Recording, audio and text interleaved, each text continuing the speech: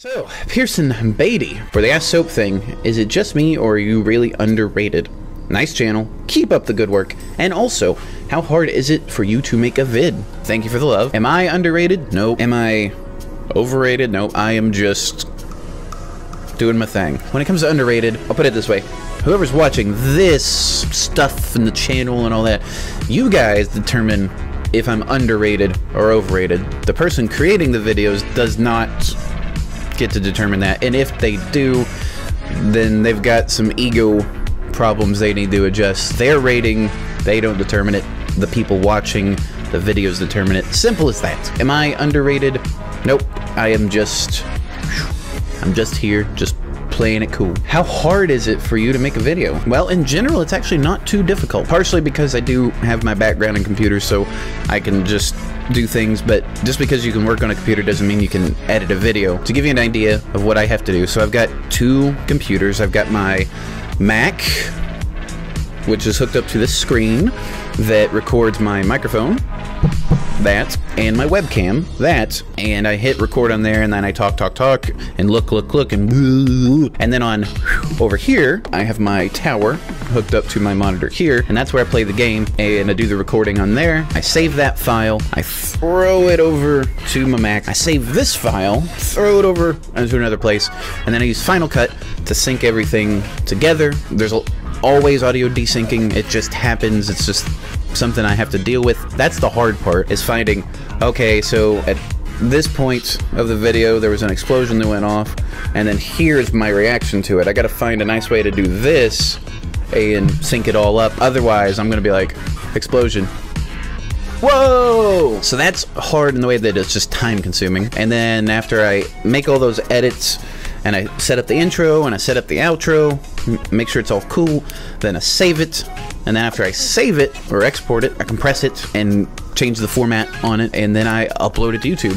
And all of that is just long recording and shooting 1080p stuff, and I don't have the fastest internet in the world either, so yeah, I've got good download speed, but the upload is terrible because no one uploads it to the internet. Why would you want to do that?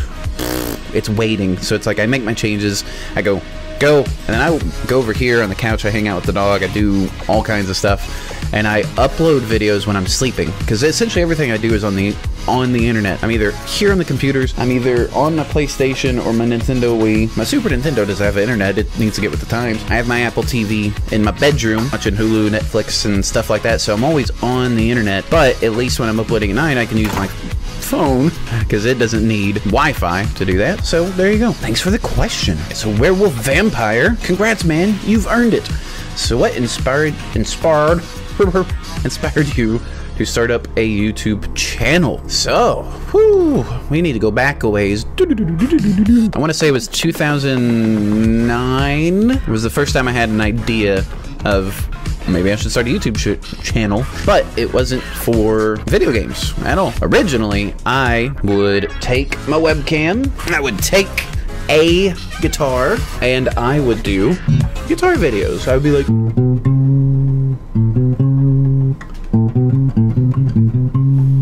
I've played guitar for a very long time, and I decided, hey, I'm gonna make some guitar videos of covers and things like that and put it on the web, because I used to watch people play guitar videos and be like, oh, that's how they do that, and I thought, oh, I could do that too. But I stopped because every single video I uploaded was just like copyright flag, copyright flag, copyright flag, copyright flag, even though some of them was just the guitar and you could sort of hear the original track underneath. And then I had an Audio Slave video where I actually mixed my guitar and the track itself together to where it sounded pretty damn good, at least in my opinion. It was just like everything I did was just like, no, someone else owns this, and I'm like, I'm not trying to make money on it, but geez, I'm obviously playing, and you know, it's not like I'm faking it over a music track. I might as well do air guitar at that point. So I decided, that's just a pain to deal with. I took those videos down, that's why they're not up anymore. The very first video game clip I uploaded was in Just Cause 2, because Just Cause 2 had a record function built into it, which was really cool. This one's actually still up. Thing, crazy flipping down a cliff, it flings up in the air. I jumped out with Rico, parachute down, and watched the thing just go kaboom.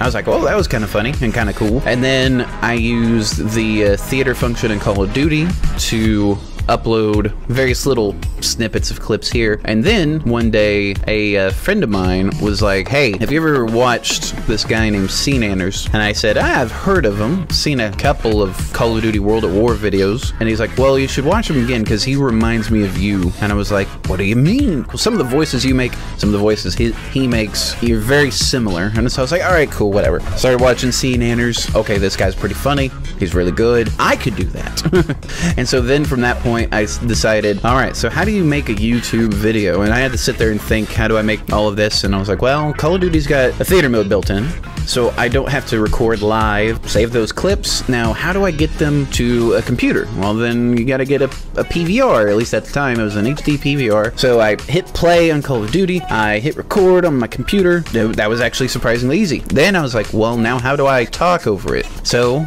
I opened up iMovie, threw the video game in there, and I was like, whoa, there it is. I can see it. I can edit it. Now, how do I record my voice? So the first thing I did was I actually used, not this iPhone, but an iPhone at the time, and I stuck it in a pocket, then I just recorded into it. Sent it to myself, and I edited it, and I was like, okay, that actually wasn't too bad. One day, I was like, I don't want to just sit and record on this thing. I want an actual microphone. So I looked around my apartment. Well, this Guitar Hero microphone has a USB connector on the end of it. What about on a computer?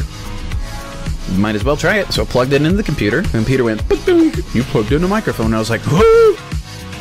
No way. USB on this, switch on this. What? Then I used a Guitar Hero microphone. I would just hold it and watch the video and record and da-da-da. It didn't sound as good, and there was some really obvious like popping and, you know, clipping that I thought, I need to get a better microphone. So that's when I went and got myself this, a Blue Yeti microphone. So it sounds really good. I can get up on it like this and be like, oh yeah. That was it. That was my learning path. You can thank Nanners. You can thank YouTube for trying to claim all my guitar videos. And there you go. Simple as that. That's what started. I'm Batman. Wow. 4,000 assassins. Man, that's crazy. Did you know 3,999 comes before 4,000 and 4,001 come after? Oh, intense, I know. Anyway, congrats, and you deserve all the subs. Thank you, Batman. And yes, I did know that.